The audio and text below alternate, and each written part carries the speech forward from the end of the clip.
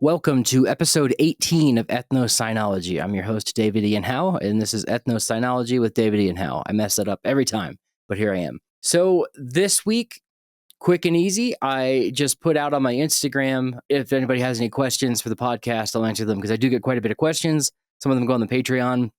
Some of them are in my, subscribers thing on Instagram. But a lot of times I'll just put like an AMA or a questions thing in the Instagram stories. And yeah, I did that the other day and got loads. So we got plenty to talk about.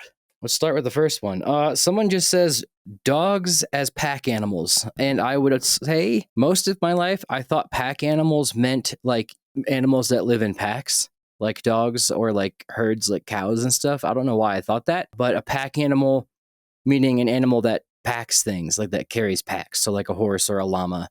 And I guess goats in some places I've seen, and then cows and stuff like that. But llamas are your typical pack animal, I would imagine. Camels, I guess, by extent. Llamas are just camels. They're cousin to them. They're basically just like a line of camels from the Americas that stayed behind. Why I'm going on a tangent about the semantics of pack animals, but dogs as pack animals, yes, it is very common in the ethnographic record, at least in Indigenous North America, for dogs to have carried packs, and that could be either as travois or as like wearing backpacks or just like carrying things. And I guess by extent, dogs like fetching something is packing something, but like if they're carrying it in their mouth. But yeah, I would argue that, I shouldn't say it was like very common. I don't know what word I just used, but I do know, especially on the plains where you're very nomadic, dogs would have been using travois for sure, and then also packs. And I know in the southeast they use packs. I think that came from a Cherokee source. I couldn't for the life of you tell you exactly where that came from, but I know the Cherokee are very well documented, and that would have came from them in the southeast. Speaking of, text from my Navajo friend. Ugh. I think that means she's bored. We'll text later. Oops. So yeah, pack animals, and is ethnographic versions of this that I had pulled up earlier in Andean societies. It probably pre-llama domestication, they may have used dogs, though I'm not sure exactly when dogs got to the Andes. I know it was a very hard time for dogs to get through the tropics down into South America, but I do know by the time of Pizarro, the Inca did have dogs, and they were places where they were eaten, there were places where they were pets, there were places just like everywhere else in the world. But yeah, there probably was evidence, probably was use of dogs there for that reason before llamas became super widespread, that I couldn't tell you that with a firm source at the moment, so don't go quote me on that. But Arctic and subarctic groups with the Inuit, the Yupik, and the Chukchi also relied on dog sledding, which I guess technically counts as packs, like they're carrying things either on their back, harness-wise, or are being, used to pull sleds or sledges. And I guess you could also consider that a pack or a beast of burden in that sense. I don't know what the tier list of riding a horse versus a horse pulling a plow versus carrying a pack, where pack animal, I guess when it's wearing a pack, or like beast of burden comes in, but I don't know. Yeah, the Siberian Husky was, bred to pull loads, so we know that for a fact. Tibetan and Central Asian countries, in the Himalayas, dogs were used to carry fire bundles, or like wood bundles, stuff like that, on the sides of their packs, and they were tied to their sides. Yes, I do remember hearing that or reading that when I was in grad school doing all this research. And then apparently dog carts were a thing in Russia and Eastern Europe, and also in Belgium, which Belgium is the Eastern Europe of Western Europe, I guess. Well, I guess you could argue that's like parts of Italy, but I don't know how to get into the semantics of that one. But dog carts, like, will pull things for milkmen. Apparently dogs pull little milk carts. Didn't know that. And then Russian peasants, particularly in Siberia, also use dogs in pulling sleds and carrying loads over long distances in winter. So I think that's referring to Inuit people, or Indigenous, North Russians. Yeah, okay, spending too long on that one. Again, I can't give you the only one I can give you a full source on is dogs carrying travois or travois in the plains, and that comes from Buffalo Bird Woman, and there's also tons of pictures of dogs carrying travois. And also when the horse got there, a lot of tribes called it the big dog or the big deer, but the ones that called it the big dog is because it pulled sleds. And there's also native cultures on the plains, I believe it's the Arapaho, can't officially quote this based on the person I spoke with, but there's the dog time and the horse time.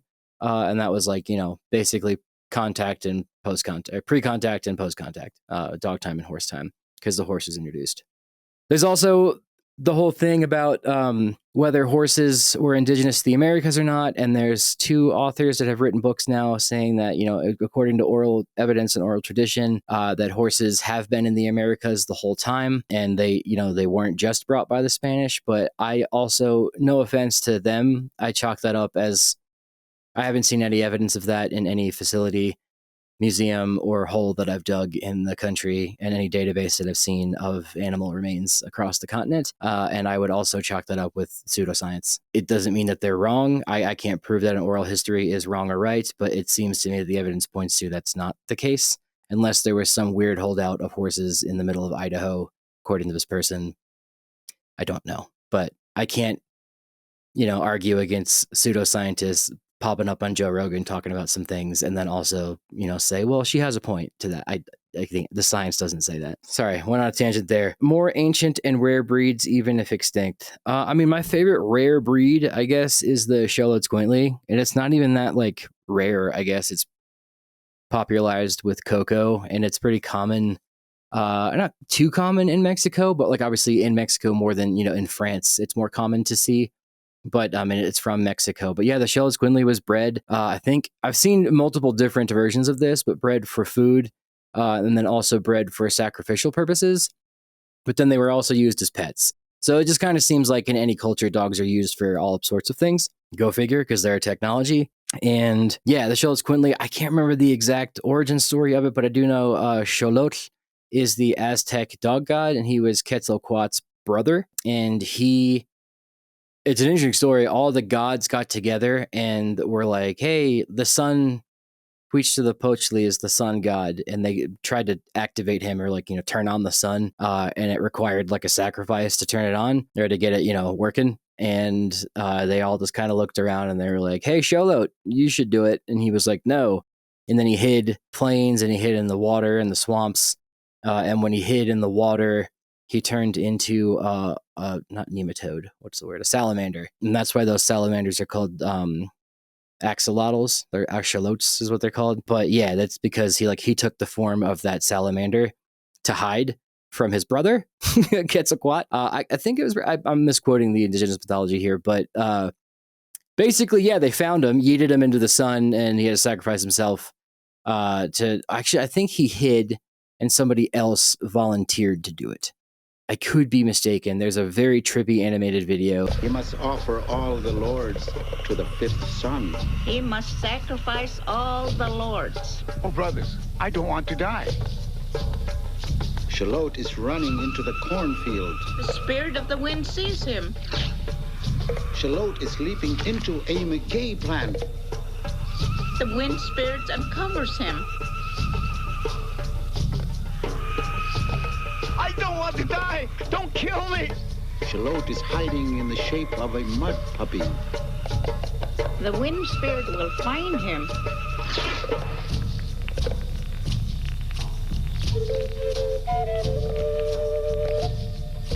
The wind spirit has sacrificed Xolotl. And there's a very trippy animated video of the Aztec mythology pantheon that you should check out. I'll link that here in the description and put it here in the videos. Very interesting. Yeah, the Popol Vuh, which is the Mayan one as well, is also very trippy. But yes, I obviously I feel terrible not being able to say for sure. But again, my focus is the dog aspect. It's not exactly on Aztec pantheon or Mexica, religion. So sorry on that one.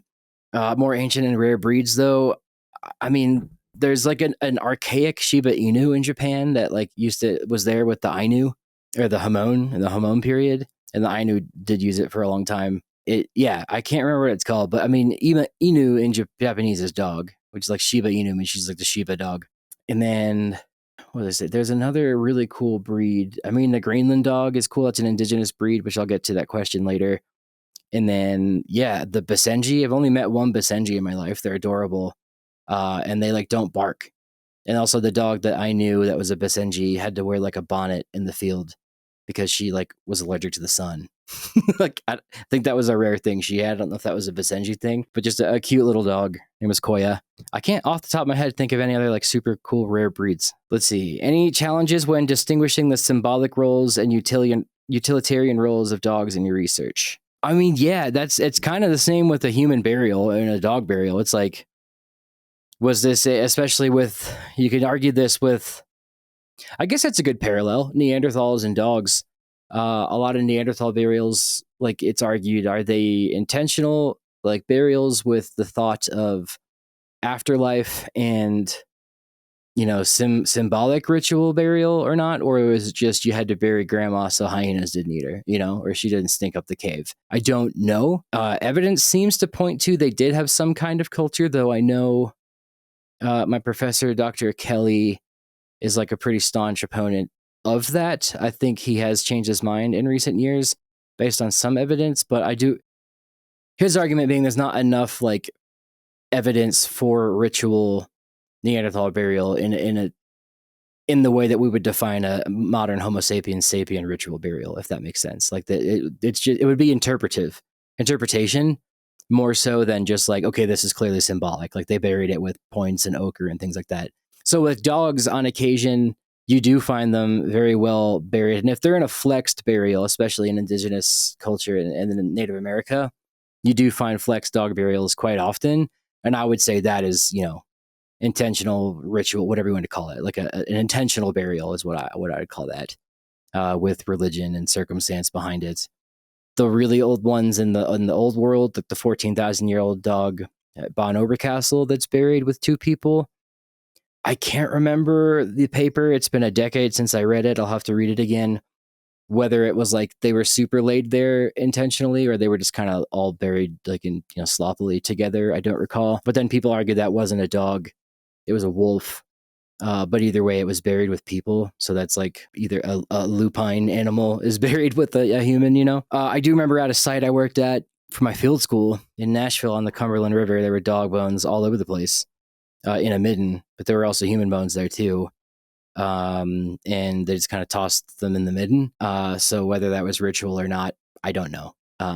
Seems like, I don't think they were eating the people. They might have been eating the dogs and throwing them in the refuse pile. I don't remember. I also don't know if I can speak on that fully, so I'll cut my mouth there. Yeah, nothing crazy. Just like I you know, it's sensitive stuff talking about native remains. Let's see. Someone said, "Who let the dogs out?" That would be the Baha Men. They wrote that song, a hit song from 2001, maybe. I'll find the year. I did learn recently that "Who Let the Dogs Out" is referring to unattractive women. Did not know that. The song was like #1 for like years.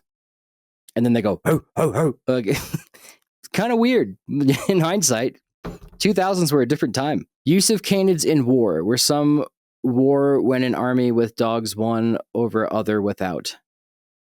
Let's read that again. Use of canids in war, where some war when an army with dogs won over other without. That person's name is a Latin name, Spanish, I believe, of Spanish origin. I think their translate got fucked to hell. I don't know what they're trying to say. Use of canids in war, where some war when an army with dogs won over other without. I guess he's saying like maybe did dogs help in war? And like some dogs helped win. Yes, they're famously the Spanish brought their war dogs to the siege of Tenochtitlan, and like they were these big mastiffs and they had spiked collars and they put like leather armor on them. It's pretty. I always want to say pretty. I'm just gonna say like guys will see this and say hell yeah. The use of them, you know, is questionable, but like a dog with armor is always going to be a hell yeah to me. Did I think the siege of Tenochtitlan could have gone a little more peacefully? Sure. Do I think, you know, the indigenous peoples of Mexico should have been wiped out the way they were? No. I think I wish they were still, I mean, they still are here. They're Latinos, but, you know, their culture was kind of stamped out and replaced with Catholicism and Latin, Spanish, Roman culture. So I'm getting into the weeds on that one and dicey. But I guess the point being where I want to go with this is the Aztecs were also hated by everybody around them. And that's why when Cortez landed in Veracruz, he was like, hey, is there an empire here with gold? I heard about it. And they were like, yeah, it's that way. They suck. And then he was like, you want to join me? And they were like, yeah. So, and he kind of used, bartered his way in using all, I don't actually know if it's a myth or not that he burned the boats. That seems like a mythy thing. I'll find that out. I do know that the governor of Cuba was like, hey, you need a charter to take, to just explore Mexico and establish a fort there. And he was like, I don't need that. I'm Cortez. And he was like, that, I don't know who you are. That doesn't make sense. So Cortez just went anyway and went and did it. And then Doña Maria is her name, which I like, Malinche is like, it means traitor, but I can't remember her actual name. I'm going to put it here. Every time I post it, someone's like, say her name, which, I agree with, like I should know her name. Can't remember. And it's debated, was she his unwilling partner or not? Or, is it just because, she's trying to survive? I don't know. There's many accounts of her. I'd imagine it wasn't, the most consensual thing. I'll leave it with that. But she did help Cortez translate with all of the indigenous peoples on the way to Mexico City, which was Tenochtitlan at the time, to the Mexican Empire. And she married him, gave him many children, that's how the book phrases it. I shouldn't say that. They had many children. I don't know if that was, they were married. I don't know. She converted. We're not talking about dogs anymore at this point. I love this period of time. Not because I think that, again, what the Conquistadors did was super cool, but it's also just like, you know what? We're going to take a commercial break. We'll be right back talking about dogs. David. And we're back. So before I left, I was talking about the siege of Tenochtitlan. Yes, or the Spaniards did use war dogs, according to the accounts that I read in that. And also, there's the whole thing of the Black Legend. Like, it gets complicated, like anything else. The Spanish, the British, the Portuguese, and the Dutch, and the Germans at some point, of course, the Russians also colonized the western part of North America, all hated each other. And the British would slander the Spanish and like refer to them as like, basically Muslim, like they're not, or like Arab, which the Spanish of course didn't like because they spent decades, centuries kicking the Arabs out. And we just refer to them as being like, little weirdos. And basically like put all this propaganda out saying like how bad the Spanish treated the natives and X, Y, and Z, where in reality the Spanish were brutal with the natives, but they also, permitted intermarriage, and that's, why there's a lot more indigenous people in South and Middle America or Mesoamerica than there are in North America, right? Disease. By the time Jamestown was around, most of them had died. And by the time 1700 came around, when, let's say 15, 16, 1700, when Christian British families were coming over and colonizing the Atlantic coast, they came in family units, whereas the Spanish and the Portuguese came over as like second sons seeking fortune who were able to take wives. This is a whole other topic that I could go on forever, but I'm losing track of this here. But it's kind of what I wanted to do with this episode, was just rant. But yes, I forget where I was going with that. Dogs. Back up, David. Where were you? I'm kicking myself. You know what? We'll just skip on this. But that's a whole topic. Right. Sorry. The Black Legend. The dogs were... The Spanish did use dogs to... De Soto famously fed people to dogs, according to, the accounts that he wrote, I believe, if I remember correctly. But also the British would use stuff like that to be like, the Spanish are terrible people. So you have to look at this stuff with a critical lens, being like, yes, we're looking at it through a European Christian Catholic lens, learning about indigenous cultures that were written down. But then you also have to remember, like, the British also hated the Portuguese and the Spanish, and then wrote terribly about them as well. And especially as an English-speaking person who reads English stuff, you get a lot of that filtered down into it. And of course, this was 500, 600 years ago, so it's like, it's all very nuanced and complicated. Anyway, more on dogs. War dogs, Rome, Greece. We have 2 episodes on that with Dr. Elise Cannon here on Ethnocynology. You can check those out on ancient dogs in Greece and Rome, especially war dogs. The second episode is about war dogs. Does anyone actually teach ethnocynology besides you? No. I've seen some accounts pop up that are trying to do it. That's fine. They can do it. But like ethnocynology as a brand and like the study was coined by Dr. Brian Cummins, and I I messaged him and asked him if I could use it, and he was like, "Yeah, sure. I mean, it's an ology. It's not like a company." And then I made it a company. But no one actually teaches it in schools, which is why I don't have a PhD, because I don't want to go for just archaeology, and I don't want to go for zoology specifically. If someone did teach this, the closest person that does teach this is Dr. Angela Perry, though I don't think she teaches anymore. She was at Texas A&M and then left. I believe she does CRM now. I can't recall. I haven't talked to her in a minute, or I haven't been updated on that in a minute. Actually, she probably told me a few weeks ago and I just forgot. Next question. What are dogs? I'll keep this one brief. It's a good question. I don't think they're being facetious. Dogs are a domestic wolf, or we could just say, define domestic wolf. Dogs are a subspecies of wolf adapted to life among Homo sapiens. So to say that better, they are a wolf adapted to life among Homo sapiens. Homo sapiens sapiens. A wolf can be tamed, and then therefore it's still not a dog, but over many generations it can become a dog. Dmitry Belyayev proved that with the Soviet fox experiment. But then there's African wild dogs, which aren't dogs. They're Lycaon pictus. They're their own genera of dog, like canid-like thing. The problem is canis comes from cane, which is Latin for dog. And we call everything that's a wolf or dog-like looking dogs. So African wild dogs. And then there's the dog-like mammals, which is caniformia. So canis, caniformia. And then there's the cat-like animals, which are feliforms, which would be lions, civets, cats, hyenas, all of those things. Those all weasels, those are all cat-like, whereas dog-like is bears, raccoons, dogs, wolves. And it depends on their snout. A longer snout, this is my lecture, means canid-like, and they're defined by their scent receptors and their non-retractable claws. And the only, I think, feliform that has non-retractable claws, and I could be wrong in quoting this, is the hyena, which is why it gets confusing. But anyway, dogs are a wolf adapted to life among Homo sapiens sapiens. That is my TM trademark brand definition of dog. Do with that what you will. Let's see. What other canids could we see being domesticated soon? E.g. domestic foxes, though fixed. Yeah, I mean, foxes has been proved they can be domesticated. Coyotes are just wild dogs to me. You can breed them into dogs. You can breed them with wolves. I mean, foxes, I would have to say foxes is the answer. It's already been done. There's like designer foxes you can get that are bred or whatever. I don't condone it. And I hate people message me all the time on Instagram like, you need to condone this or blah, blah, blah. I'm like, I don't need to do shit. You can pay your own attention, find your thing. Someone was like, why do you always share these problematic things about animal behavior? It's just a funny meme about a dog like crawling into a crate.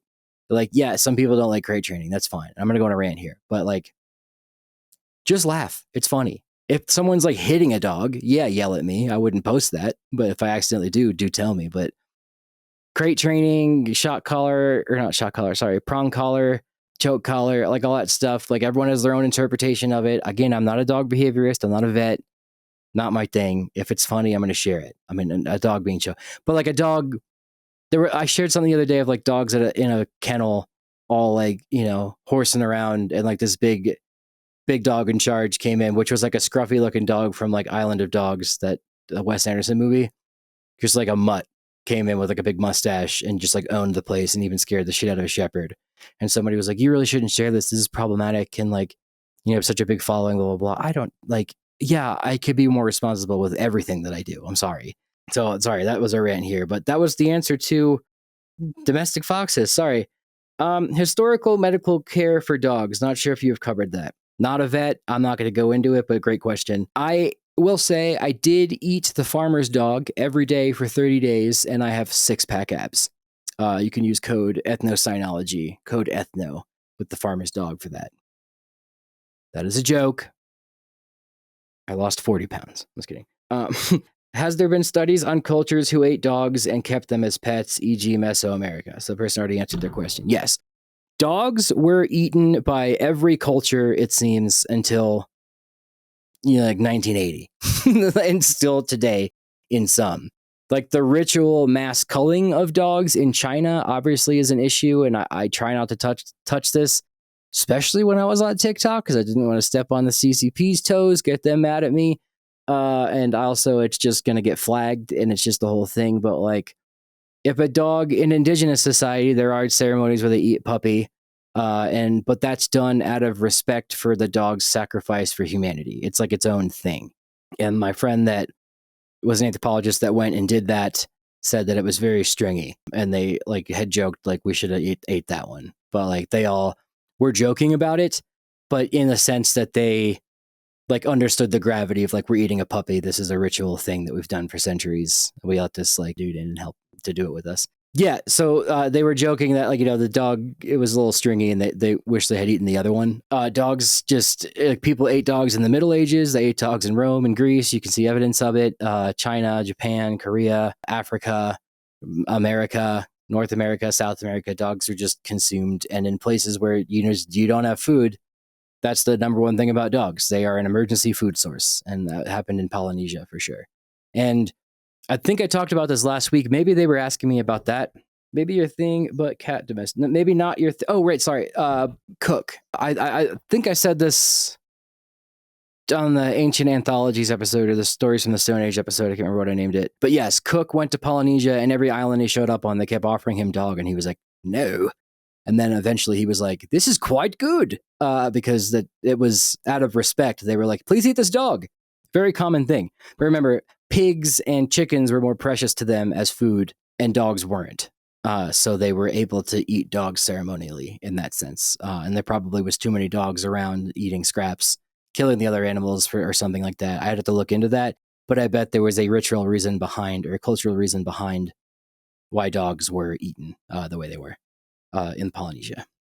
So maybe not your thing, but cat domestication. Yeah, this is a funny one. I had a friend message me, and she was like, I have a theory on why cats were domesticated. And I was like, why? And she was like, well, like when we started farming, they were eating rats in our granaries. And I was just kind of a dick and was like, that's like the general agreed upon consensus. And like, you didn't just come up with that. And she was like, but is it though? And I pulled out like a book I have on domestication, which is called, I have it over here. It's called, I get sent books all the time for me to read so I can write the little, blurb on the back with my name.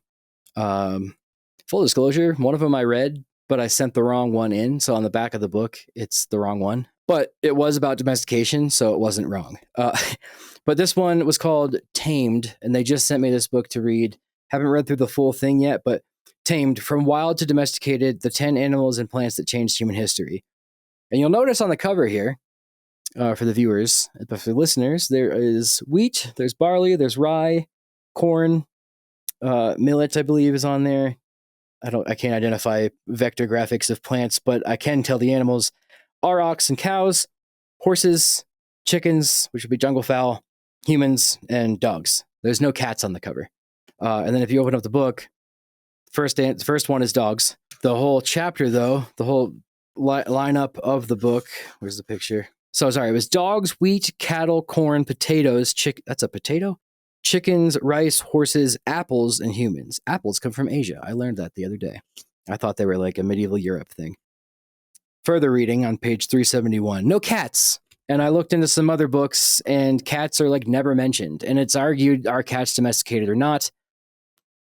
I would argue yes, like a Siamese cat and the hairless cat, or the Sphinx cat. Those are like pretty well defined breed looking things,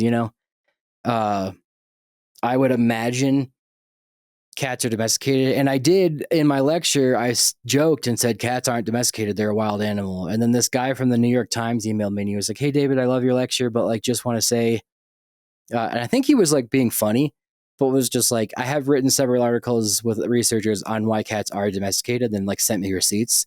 And I was like, well, he either really found this funny and wanted me to just like read it for the next lecture so I could point to that he did that, or he was just like, hey, you're wrong, which I respected either way. It was kind of funny. I got a cease and desist essentially from the New York Times, which was kind of fun. Was it New York Times? Yes, it was New York Times. A reporter that has worked with them. Short answer, I don't know. But the leading theory, I would say, and my best guess, and based on things that I have read, my best educated, learned guess would be the Near East, Egypt or the Near East, and it's called the Felis catus, or Felis sylvestris libica. Libica meaning like Libya, Middle East area. Those are wild cats. And then the actual house cat is Felis catus. And then I've seen Felis domesticus too, but Felis catus is the word. What was the relationship between dogs and civilizations in the ancient Americas? I mean, yeah, this is a loaded one. Dogs were everything. They were the only domestic animal for like 7,000 years in the Americas until llamas and turkeys, guinea pigs, I guess by guinea pigs are domesticated in the sense that like plants are, or like rabbits, you know, they're like literally like just farmed.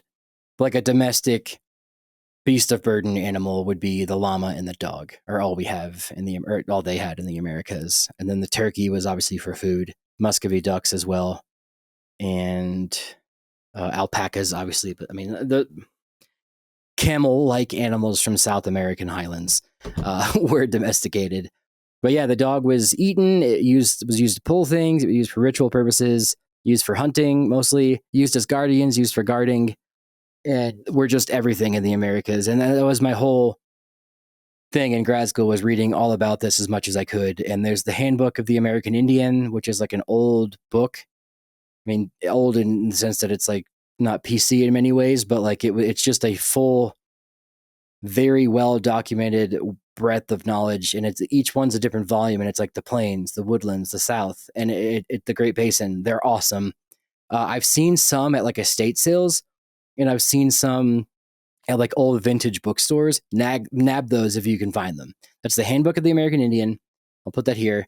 And also Bureau of Ethnology reports. And those are from like really early, like 1910, like Boas era archaeology and anthropology, where the Bureau of Ethnology went out to document whatever was left of indigenous culture, languages, cultures, customs, stories, everything, and documented quite a bit on that. And what I did for grad school was basically find that at the library. And if they didn't have the volume I wanted, I had the library order it, and I got it, or at least a PDF version of it.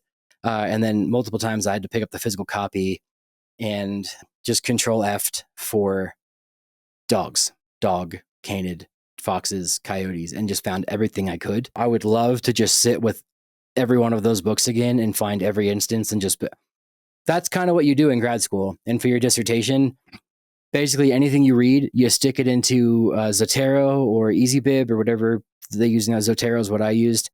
It's a bibliography machine or like software where you put like the author, the ISBN, like all that stuff, the year, the date, the publisher, the chapters, and like you can click a button, and if you want it in APA style or at AAA or SAA style citations, it can spit that out for you. But also I can link the PDF. So I have every copy of every article that I've read in this database. I don't think I can legally share that, and I don't think I will, because then someone can just write a book on my stuff anyway. But if anybody wanted some sources, I would give them that, because that's like my life's work. And then I sound weird being like I'm hogging knowledge, but like that was a lot of work.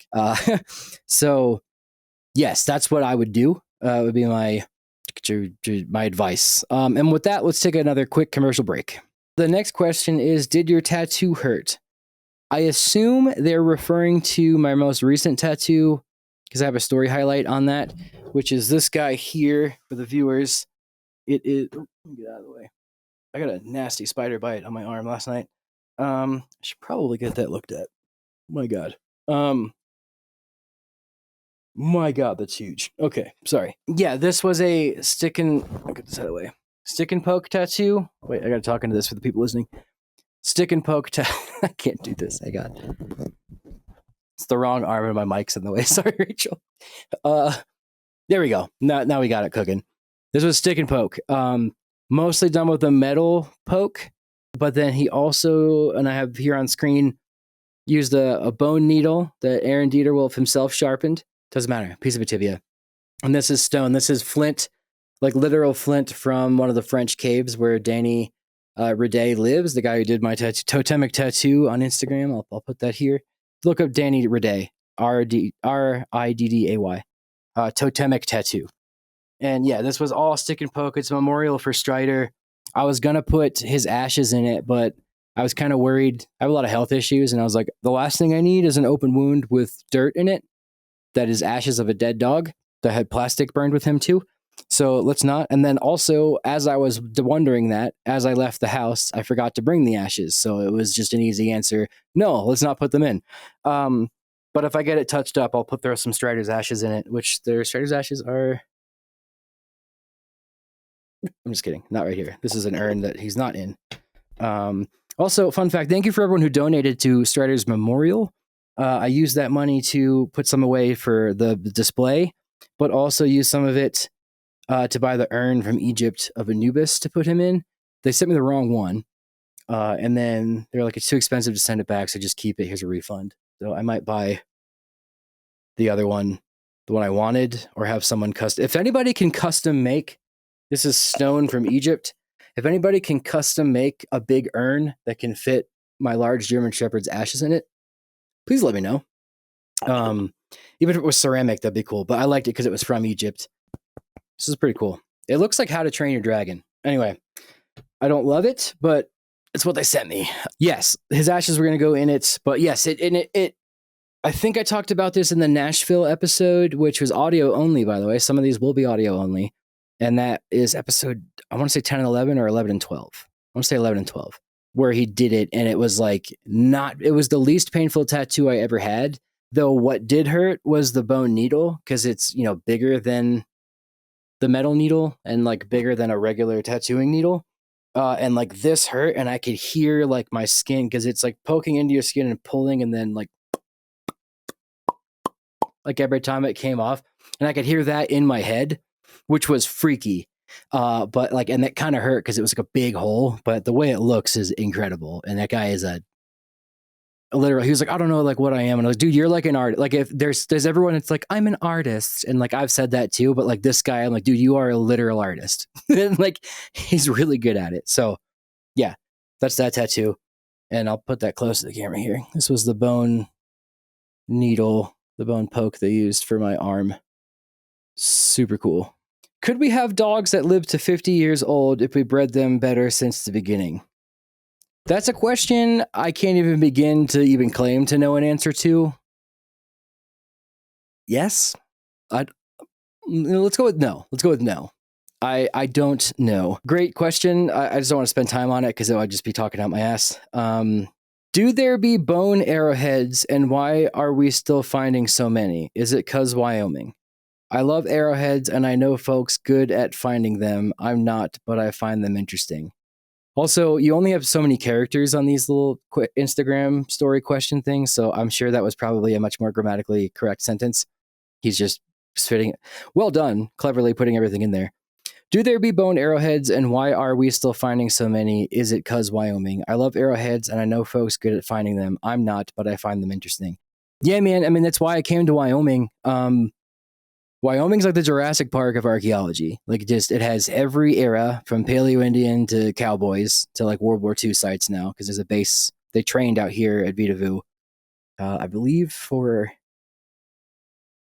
don't remember what the training was, but there's a little like bunker thing out here. And then now like the missile silos that are out here are like decommissioned. Those are technically artifacts or like historic places. But yeah, Paleo-Indians. And like from Paleo-Indian times to like early archaic, middle archaic, late archaic, woodland. It's different out here, woodland Mississippian, but like late prehistoric out here. And then, well, the south, it's woodland Mississippian. Out here, it's, it's been a minute. But yeah, late prehistoric, and then contact historic period. Arrowheads galore. And like the whole landscape is just, the whole state is essentially a lithic landscape, meaning like the whole state is just geologically rife with good stone for people to use and hunt, which is why Wyoming is such a good place for archaeology, because so many hunter-gatherers came here to use the stone and also hunt on the big wide open plains. Like, you think Ice Age hunters, like the Laprelle episode, which was episode 9, just late Paleolithic. I guess Paleo-Indians are technically like a epipaleolithic, they're like Mesolithic, I guess is what they would be. It's the American Mesolithic, I would say. That's getting dicey. But Paleo-Indians were here using stone for that reason, and then through until like the Shoshone and the Arapaho being here. And the Arapaho weren't always from here. They got pushed here, and they kind of wandered around.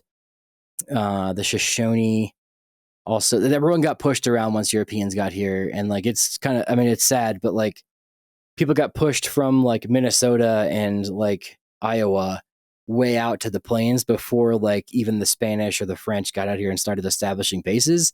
So like all of this turmoil was going on that they didn't even have contact with white people yet. But like all these other tribes were getting pushed and all these people got displaced. And then when white settlers got out to the West, it was like super chaotic because like now they have the horse. They changed from shield warfare to like horse warfare. They're doing mass bison kills with the, horses running them off cliffs.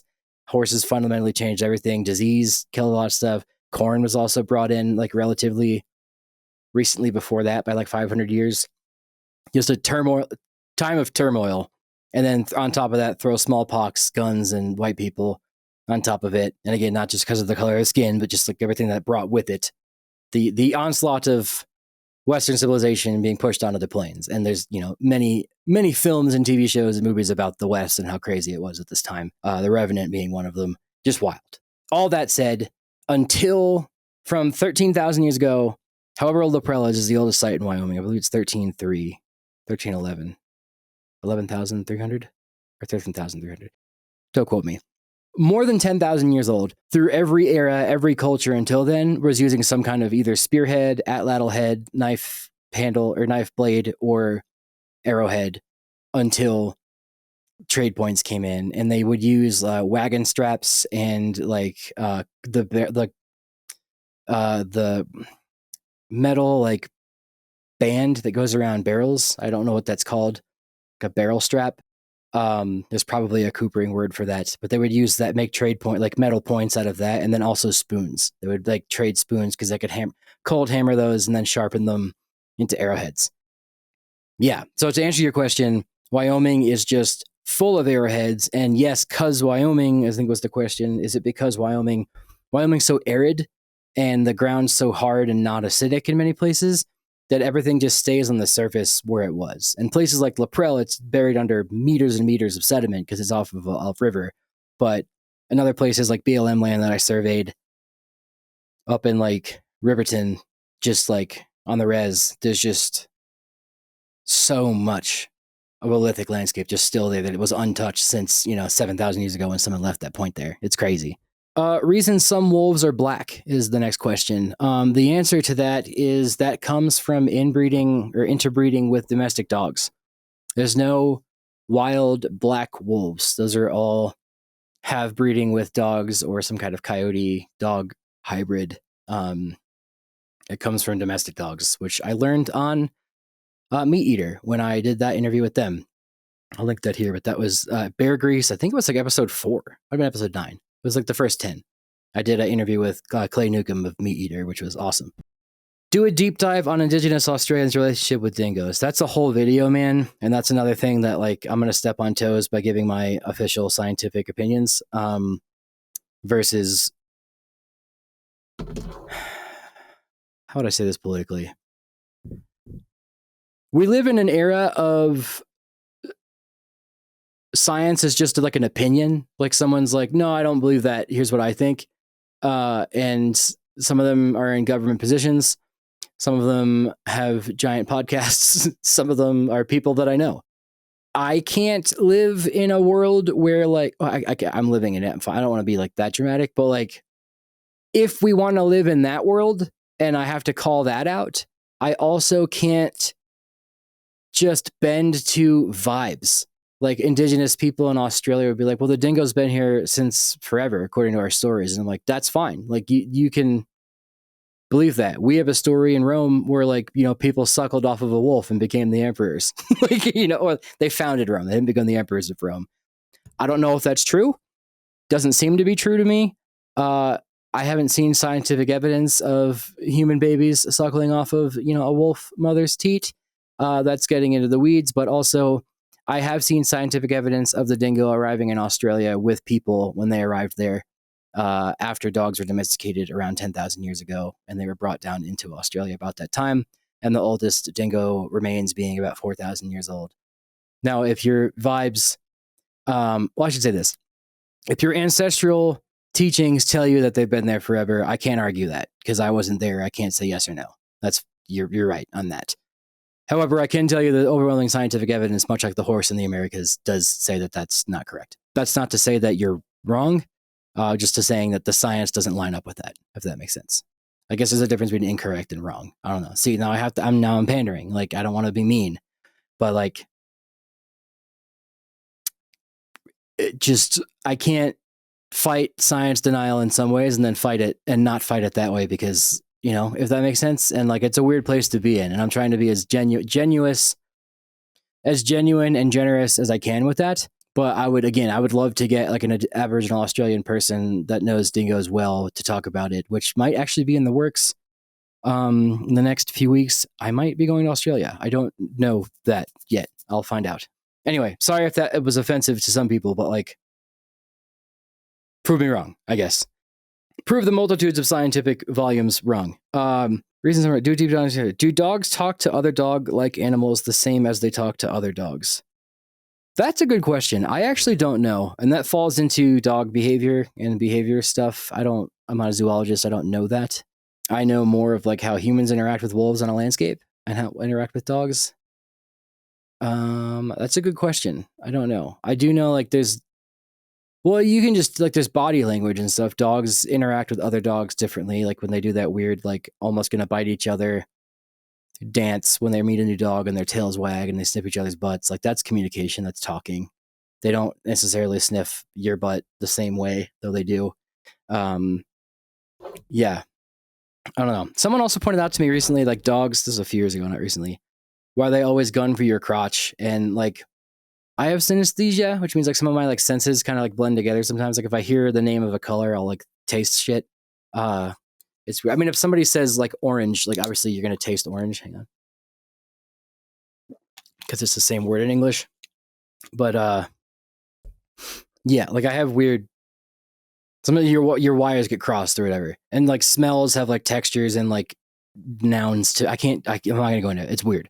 But like, if you were a dog and you saw smells as like clouds around your body, your armpits, your mouth, obviously your armpit, your asshole, and your genitals would have like a big cloud that dogs like, if they were to look at you, all they would see is like, a cartoon when they get angry and like a puff of smoke comes out of their head. They would see that emanating from your genitals just at all times of the day, which is why they gun for it. It's like, that's what they see and want to smell. Your armpits as well, which I find funny. And that framing it that way made things make a lot more sense to me. How people might have used dogs to help with different tasks. I kind of got into that with the indigenous stuff, but I'm running out of time to do a full one. A lot of these are just personal ones about me. I don't have to go into that.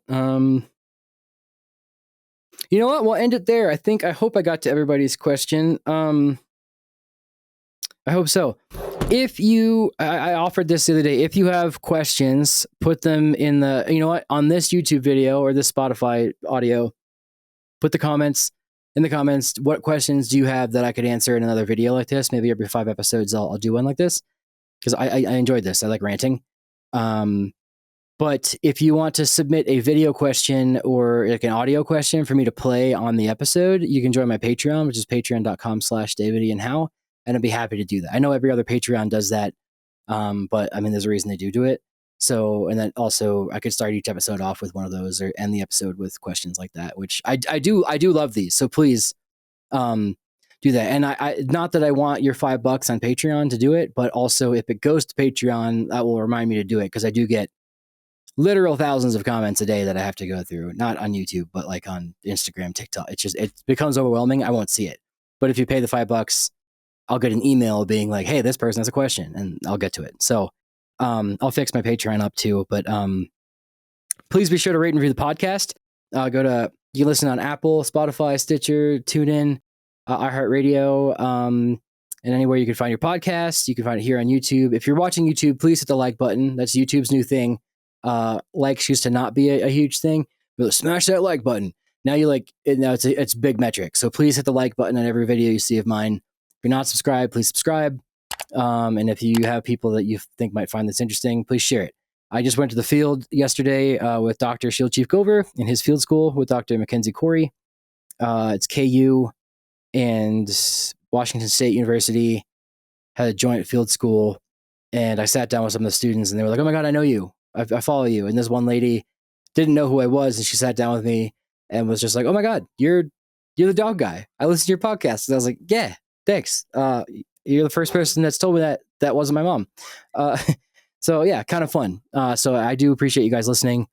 And if you like other archaeology podcasts or want to hear more archaeology podcasts, you can go to the APN and find a plethora of them. Dr. Shield Chief Govers is the Great Plains Archaeology Podcast. Behind the Trowel is a great one. That's Tosh's.